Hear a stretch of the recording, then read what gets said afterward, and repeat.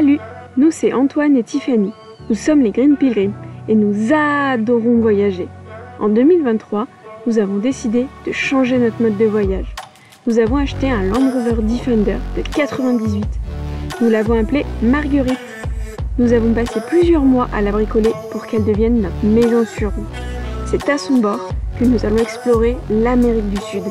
Abonne-toi pour suivre nos aventures.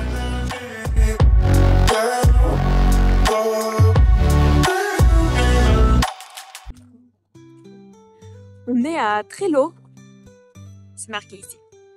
Voilà, c'est la réplique du plus grand dinosaure au monde. Et c'est la plus grande réplique de dinosaure au monde. On voit à côté, il y a des gens qui font vraiment tout petit. C'est impressionnant. Je vais voir s'il y a des infos de quelle sorte de dinosaure c'est, quelle taille il fait exactement. Mais bon, souvent il n'y a pas trop d'infos. Donc si vous y connaissez un dinosaure, que vous savez lequel c'est, tu vois que j'ai pas le nom. Et je me posais la question si c'était les mêmes dinosaures d'un continent à l'autre. Parce que là on est en Amérique du Sud, est-ce que c'est les mêmes qu'on pouvait trouver en Europe ou pas? Voilà. Si quelqu'un a la réponse, n'hésitez pas. On vient d'arriver à Punta Delfín, donc c'est peut-être à 50 km de la Puerto Madryn. Et vous allez voir, ici là, c'est possible de voir des éléphants de mer, des lions de mer, des phoques. Ouais, on peut s'approcher quand même assez près, un peu partout. En s'approchant, on va voir ça. En tout cas, ici, l'océan, il est d'un bleu. C'est magnifique. Là, il y en a un qui est dans l'eau. Alors, je sais pas si vous le voyez bien, il est là au milieu. Il sort un petit peu son petit museau. C'est un éléphant, on voit, ça fait un petit peu... ça fait une trompe assez courte. Mais du coup, ouais.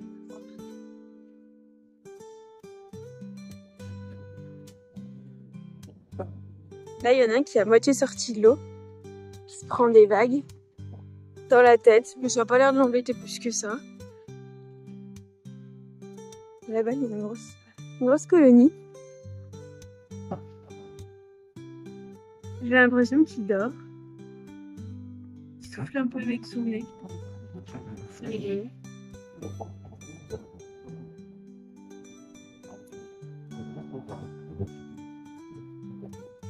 Il bouge à peine la tête alors qu'il se prend des grandes vagues, la marée elle monte. Il y a Antoine qui arrive par l'autre côté et au fond on en voit un qui sort, qui est en train de bouger.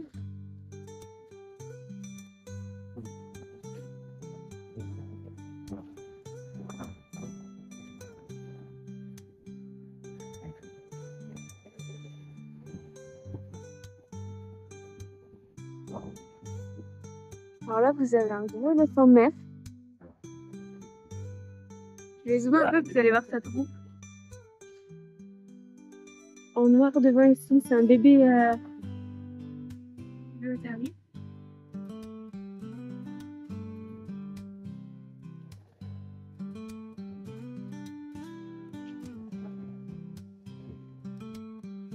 C'est ça qui veut venir nous voir. Ce qu'on a vu, c'est que les mâles, il faut jusqu'à 4 tonnes. C'est plus lourd que Marguerite. Vous imaginez un petit peu ce poids. Souvent, ils se déplacent pas trop. On les voit, ils se lèvent un petit peu, ils avancent, mais tout doucement. Regarde la traînée que ça fait quand ils se déplacent.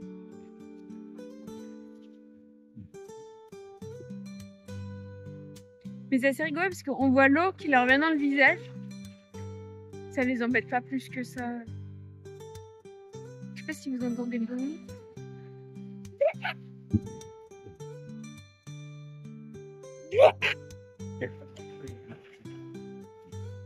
Il y a le bébé qui avance, donc il y a la maman qui vient aussi.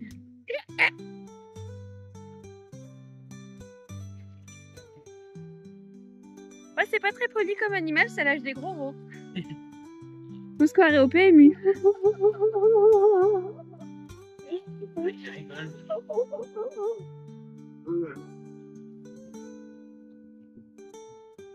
Il y a d'autres qui s'est un peu rapproché. La maman, elle a avancé aussi. Sur un instinct maternel qui est quand même assez développé. Parce qu'on les a vus du coup sur la péninsule. Et les mamans, à chaque fois, elles se mettaient le fait que si les orques arrivaient, Et ben ils attrapaient plutôt la mère que le petit. Les ours, ce qu'ils voulaient, c'était les petits. Du coup, ils les protégeaient bien à chaque fois.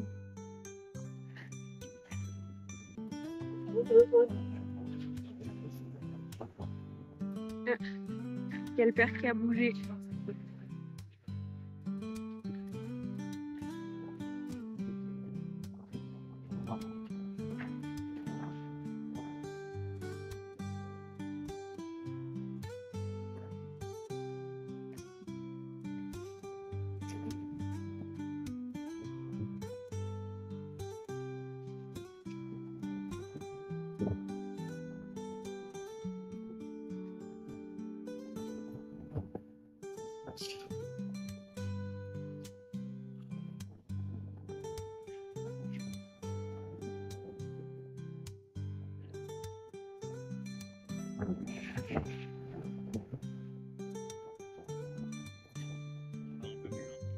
Elle a plein d'algues qui se bloquent du coup dans cette barbichette. Il y a un bébé qui lève la tête. Coucou. Ils sont des gros yeux. Jolie famille en tout cas.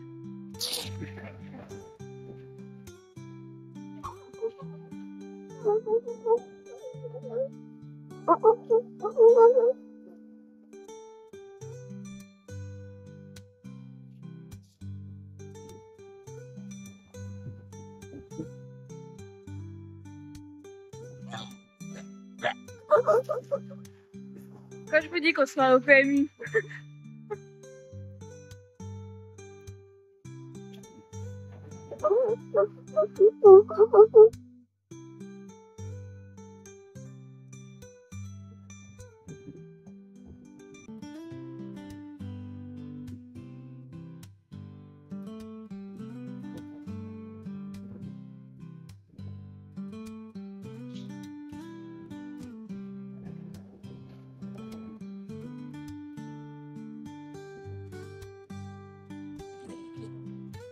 On arrive sur un autre bassin, regardez là on en voit qui joue dans l'eau.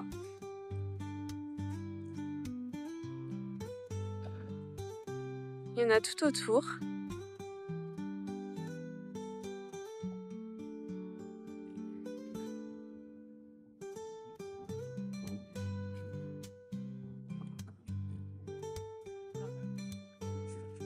Je sais pas si vous voyez lui, je vais zoomer un peu. Il a la tête dans l'eau. C'est ses pattes qui sont là, alors vraiment il s'est laissé glisser.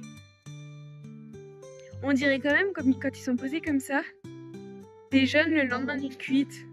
Tout le monde est posé un peu comme ça, comme il peut sur les canapes. Et lui vraiment la tête est plongée dedans et il ressort même pas. Ils me font rire.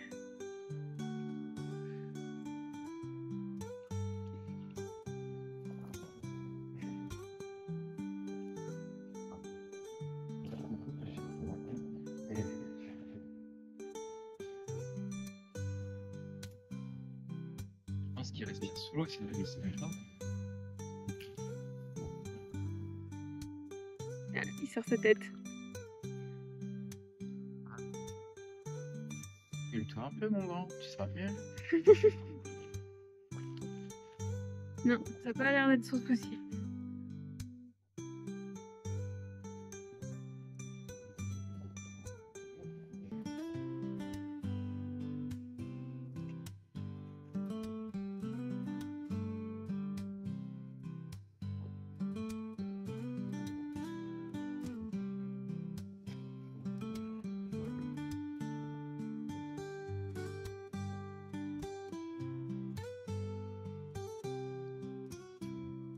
Bon, je suis passée par l'autre côté de celui-ci. Regardez comme il est énorme, mais par contre il a pas une grosse trompe comme on voyait sur les autres bords de l'eau. Donc ouais, ça doit être un mâle mais encore un peu jeune. C'est impressionnant. J'ai un main qui bouge, mais je pense que je vais avoir peur quand il bouge. Il tremble beaucoup. Bon, là il vient de respirer à côté de moi, ça va me frapper. Je vais te laisser tranquille, Hector. Regardez, il y en a qui sortent de l'eau. Moi, souvent, ils se posent jamais très loin.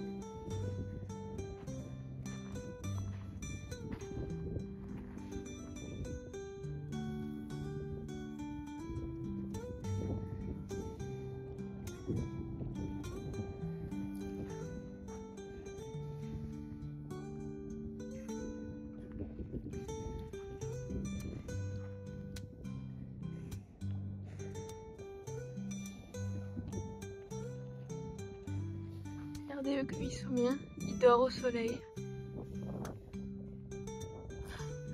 Lui il baille.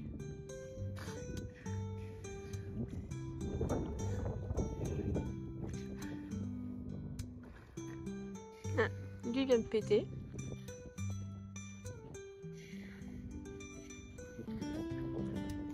Donc là, c'est un groupe, c'est que des femelles.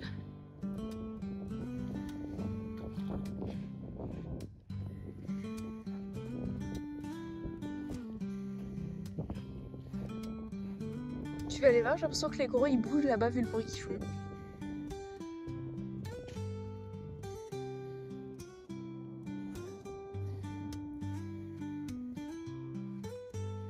Je sais pas si vous les voyez, il est dans l'eau.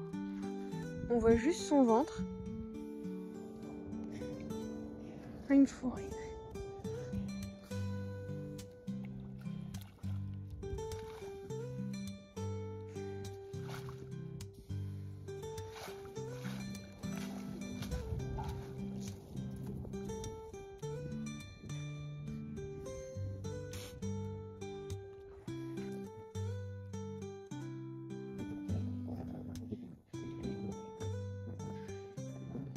Mais t'es pas dans mon cadrage, t'as voulu le décaler.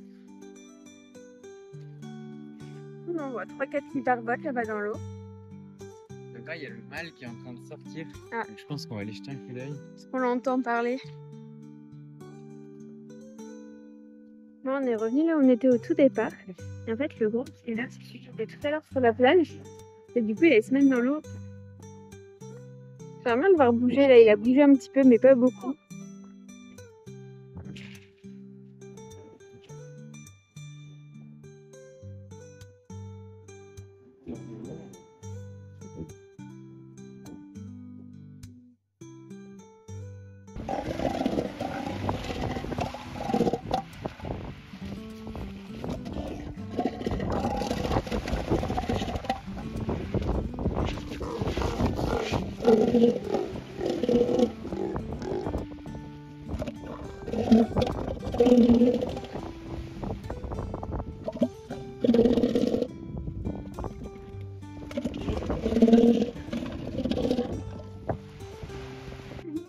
Pourquoi vous avez entendu mal?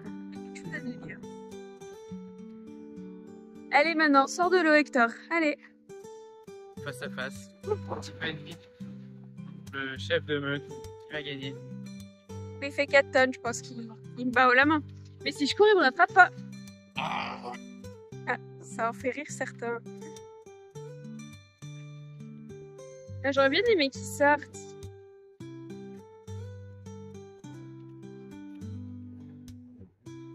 Chaque fois, vous voyez, ils avancent de quelques millimètres.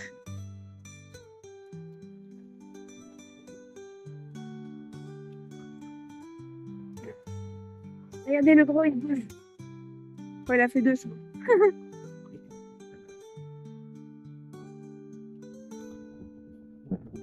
C'est impressionnant, je suis mal. Fascinant à regarder quand même.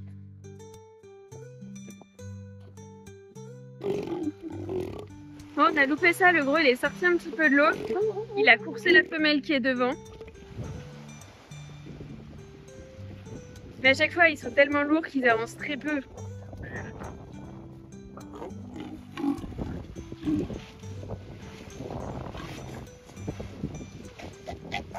Ah, j'écrase un petit.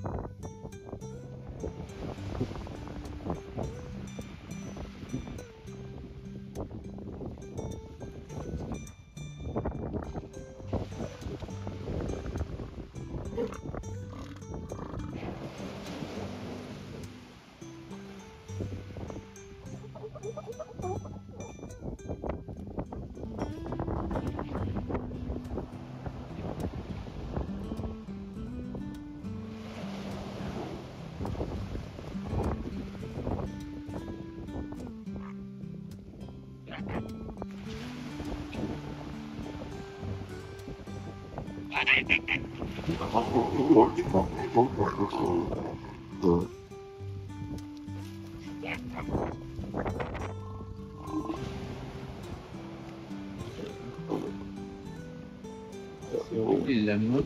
Oui.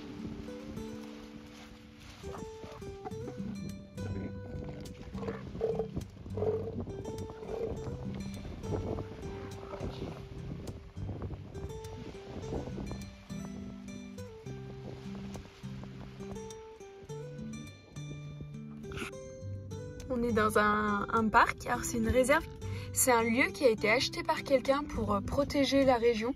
Ça s'appelle Patagonia Azul. Regardez, il y a plein d'oiseaux.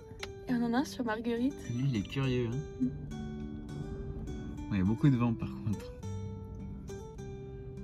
Il nous a montré, il y a énormément d'oiseaux. Ils sont pas farouches.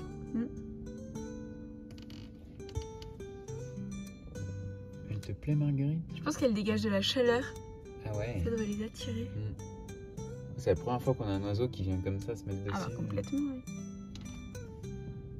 On va vous montrer là-bas, mais en fait il y a un rio, donc c'est un fleuve un peu. Là, Sauf que là, il il disait que c'était un ria, parce qu'en fait il existe que à marée haute. Donc là, on va aller voir un petit peu de plus près, mais je pense que ce soir ou demain matin, il n'y aura plus rien, quoi. Donc il n'y a plus du tout d'eau, ça se vide complètement.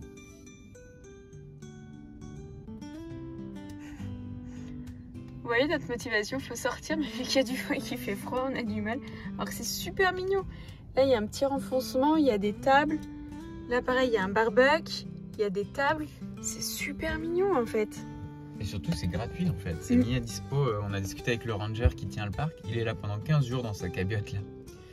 Et jour et nuit. Et il nous a expliqué un peu tous les animaux qu'on pouvait voir, que ce soit les oiseaux ou les animaux terrestres. Il y a deux types de renards. Il y a un petit renard comme ça et un gros renard. Renard blanc et renard rond. Renard gris et renard colorado. Et je pense que vu qu'on a souvent de la chance avec les renards, ce soir quand on va faire à manger, il y en a un qui va venir nous voir. On est enfin sorti de la voiture, donc Marguerite est garée ici. Là, ça fait un petit abri, je vais vous montrer. C'est pour mettre les tentes. C'est un petit abri. Oh, il y a des crânes. C'est fou ça. Des crânes avec des dents. C'est des crânes d'animaux. Il y a une petite table. De l'autre côté, il y a un barbecue. Je sais pas si vous allez voir le coucher de soleil. Si je me pèse, ça serait mieux. Il y a une jolie table. Il y a encore un autre espace là-bas pour remettre une tente. Il y a une table et après, c'est le ria. Donc, ce qu'Antoine expliquait, la petite rivière qui est là. C'est une grosse rivière qui est là sur tous les matins. Il nous disait quand c'est la marée haute. Parce que du coup, ici, il y a l'eau.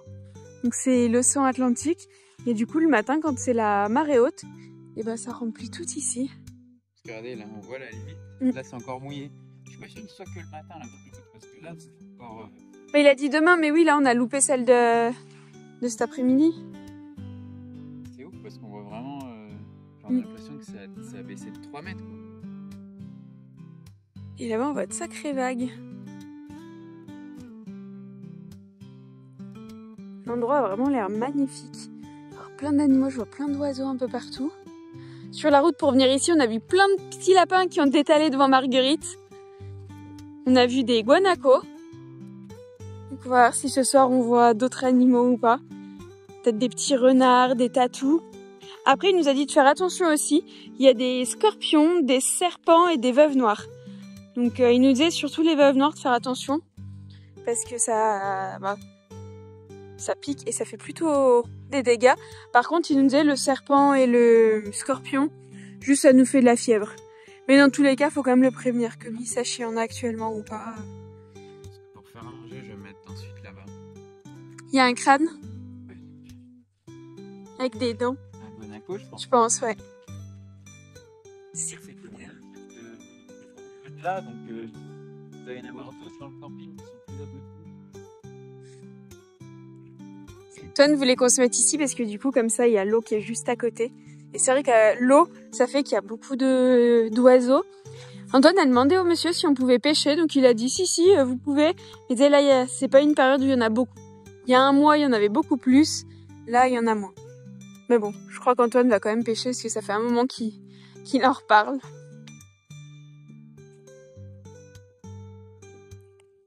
Là, il est 9h40.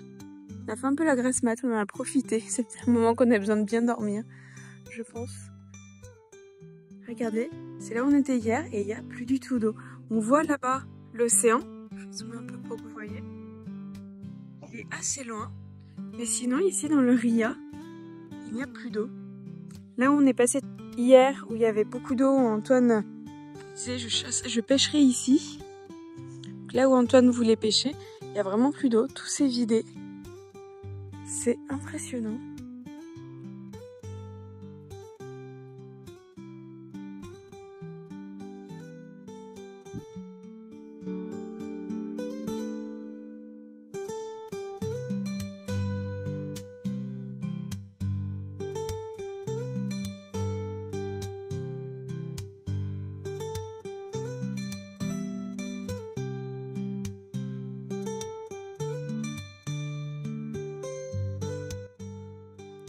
On pensait faire une petite cuisson de pâtes dehors, histoire d'avoir des trucs de près.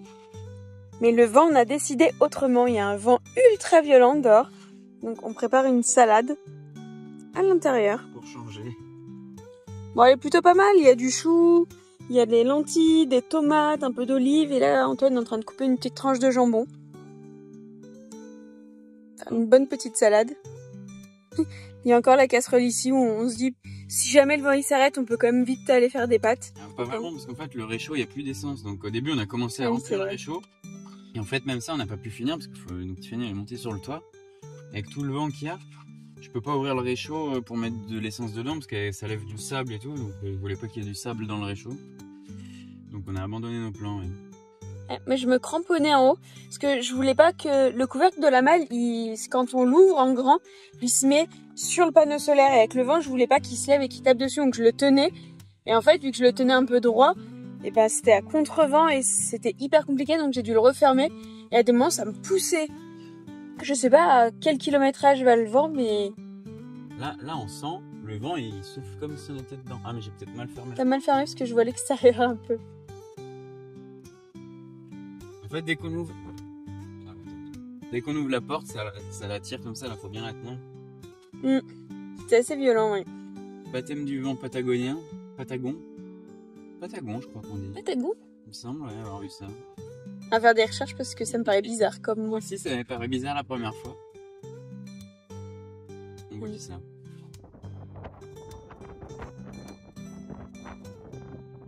Toi, il y avait ce qu'on ferait ou pas? Et voilà. C'est noir. Moi, j'y vais pas parce que je suis un peu positif. Je te tire la main. Non! Putain, voilà pourquoi j'aime pas, moi. Alors, contente de cette expédition? Ah, commence à connaître, Tiffany, elle pourrait s'ébronfer une fois par semaine. Voilà, de la boue noire. Que demander de plus? Les parents aussi, c'était profond. Les réponses? J'ai pas pu, je me suis emballée. Voilà, elles sont embourbées. Non, mais c'est vous, la terre, elle est noire. Ça se trouve, j'ai trouvé un gisement de pétrole et personne n'est au courant. Alors, c'est tout sous l'eau, donc là, c'est que l'eau qui reste. Hier, je voulais pêcher ici. Il va falloir attendre la marée haute parce que pour l'instant, c'est pas ça.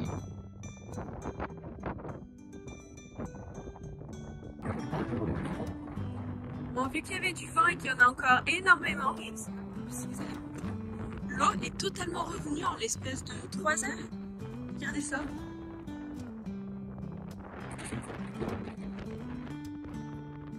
Bon, il y a du vent par contre, hein. Je sais pas si vous allez bien entendre. Parce qu'on a un réducteur de son. Et à ce point-là, je sais pas. Là, c'est ouf parce que là, il n'y avait rien tout à l'heure. Ouais, c'était 2h30, 3h. C'est là où j'ai mis mes baskets, du coup. Et ben voilà, maintenant c'est rempli d'eau. On va retourner à cet endroit-là, mais impressionnant. Bon, c'est exactement ici où je me suis embourbée. C'est impressionnant l'eau comme elle est revenue. Il nous l'avait dit, hein, c'est un ria. Donc du coup, quand c'est à marée haute, il y a de l'eau. Quand c'est à marée basse, il n'y a pas d'eau. Regardez toute cette eau. Impressionnant. Il y a des petits canards qui font leur vie. Ah, regardez ça. Plus on s'approche de la terre de feu, plus le ciel a l'impression de s'embraser le soir avec le coucher de soleil. C'est vraiment impressionnant. Tous les nuages deviennent rouges. Le ciel est orangé. Ça fait rêve. Bon, voilà, on a garé Marguerite. Et en fait, à la sortie du parc, regardez, il y a une petite salle à dispo. Donc, vu qu'il y a énormément de vent, on en profite pour faire la vaisselle et faire des stocks de pâtes et de riz. Regardez dehors le vent. Ici, c'est vraiment terrible. On n'a pas pu cuisiner depuis qu'on est là. Et je pense que ça va être comme ça pendant un moment. Donc, on en profite. On quitte le camping, du coup on a passé 2 nuits, 3 jours, c'était assez bien. Bon, il y a quand même énormément de vent, donc on n'a pas pu faire de la cuisine, donc à chaque fois on faisait des sandwichs où on avait des salades, des choses qu'on pouvait manger froides. Donc là Antoine nous a filmé, il y a une petite cuisine équipée, donc on a pu faire à manger pour plusieurs repas. Je crois qu'on a 5 tubes de près, plutôt pas mal, on a pris un peu d'avance. Là on va en direction de la ville de Comodoro. Des retours connus d'autres voyageurs, c'est qu'elle est pas très jolie. On va y aller nous pour faire des missions de changer de l'argent et peut-être prendre du carburant. Je sais pas trop où on en est. Peut-être avant le carburant. Donc là, on a, je pense, bien une demi-heure, 3/4 d'heure de piste pour rejoindre la route 3 qui va nous emmener à cette ville. On va voir si on arrive à conduire. Là, ils annoncent des grosses rafales de vent aujourd'hui. Il y en a eu hier, avant-hier. Je sais que là, la région, elle est venteuse. On s'accroche, on fait attention. Il annonce des rafales à 85 km/h aujourd'hui. Nous, ça va, on n'est pas trop haut. Mais bon, on les sent quand même quand on conduit. Regardez au bord de la route. On a... Ah, c'est un renard. Petit renard. Bon, il est parti. Et vous n'avez pas vu. C'est des petits allers-retours. Oh, il est parti se cacher. C'était un... On est toujours sur la route 3 en direction de Comodoro. C'est la route qui mène après à Rio Galego et qui emmène après sur la frontière avec le Chili pour descendre sur Ushuaia.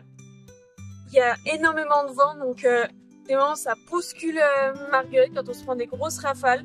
Des fois c'est du vent vraiment constant, donc c'est assez compliqué, je dérange pas Antoine. Et là, on a eu une route avec des trous à des moments et je sais pas, la nature trouvait que c'était un peu trop facile pour Antoine, qu'elle s'est dit allez, grosse goutte. Mais on a passé, j'ai l'impression, il n'y a plus l'air d'avoir de goutte. Il n'y a plus de tout dans la route là. Il n'y a plus de tout. Mais ça fait des creux au niveau des roues des camions qui descendent, je pense, avec énormément de poids, ce qui fait que ça creuse la route. Et donc, ça rajouté à du vent, ça complique. Ça complique vraiment. Puis dès qu'on doit croiser un camion, on serre un peu les fesses parce que ça fait un peu des appels d'air, ça nous pousse. C'est vraiment pas évident comme route quand même. Allez, on espère arriver rapidement à Comodoro et que le vent se calme un petit peu. Petit animal mort au milieu de la route. Ça y est, on vient de finir de manger. Et là, il y a une mission un peu moins drôle qui s'annonce. On doit sortir pour verser un jerrycan dans le réservoir parce qu'on est sur la réserve et que la prochaine station elle est un peu loin. On n'avait pas fait le plein à la toute dernière ville qu'on a traversée Et là, je sais pas si vous voyez, mais les bourrasques, elles baladent Marguerite depuis tout à l'heure. On le voit avec le petit pantin qui bouge. C'est impressionnant, regarde. Tiffany, Là, le pompon. Elle grimpe sur le toit pour récupérer le bec verseur qui va sur le Jamaïque. En faisant attention de ne pas tomber. Moi, ce qui me fait assez peur, parce que hier, je suis déjà montée sur le toit, il y a beaucoup de vent, c'est le capot de la malle. Enfin, le couvercle de la malle qui s'ouvre et qu'il faut tenir de force pour pas qu'il s'envole. Et ça, c'est... On va monter à deux sur le toit, peut-être. Ça, je tiendrai. On repousse depuis tout à l'heure. On n'a pas trop envie d'y aller. Mais bon, on n'a pas le choix. C'est parti. Bon, la coiffure en guilon. Il y a un vent, c'est... Quand j'étais sur le toit, j'ai eu une bourrasque. J'arrivais pas à respirer, je crois que j'allais me renverser. C'est impressionnant. Ça souffle fort. Hein. Sur la route, on le sentait quand je conduis. Mais là, on est à l'arrêt. Vraiment, Marguerite, elle bouge. On sent les bourrasques. Bon, on a mis une diesel. Normalement, on peut aller jusqu'à la prochaine station. On a mis un jerrycan sur les deux. C'est pas le coup d'un moment. Ça va suffire. Faire le plein plus souvent. Allez, c'est parti. On est toujours sur la route 3. Donc là, on vient de passer la ville de Comodoro. Moi, je l'ai pas trouvé si belle que ça. En fait, je trouvais que ça allait, qu'elle avait du charme. Donc là, on continue. Ce qui est beau, là, c'est qu'on longe l'océan Atlantique. Alors, il y a des rafales de vent. Je sais pas si vous allez voir. Ça repousse les vagues. Du coup, ça fait toutes des petites vaguelettes blanches. Et vraiment, là où la vague, elle s'écrase sur la plage, des moments, on la voit repartir en arrière. C'est assez impressionnant. J'avais jamais vu du vent à ce point dans les vagues. Et voilà, jolie route au bord de l'eau. L'eau a une couleur vraiment magnifique. Bon, ça bouge beaucoup, hein. Le vent, ça nous ballotte, c'est impressionnant. Bon, ils sont un peu à contre-jour, je sais pas si vous allez bien les voir. Il y a une colonie de lions de mer.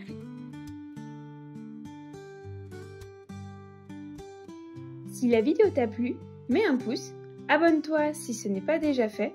Si tu as des questions, n'hésite pas à les poser en commentaire. À bientôt pour de nouvelles aventures sur les routes.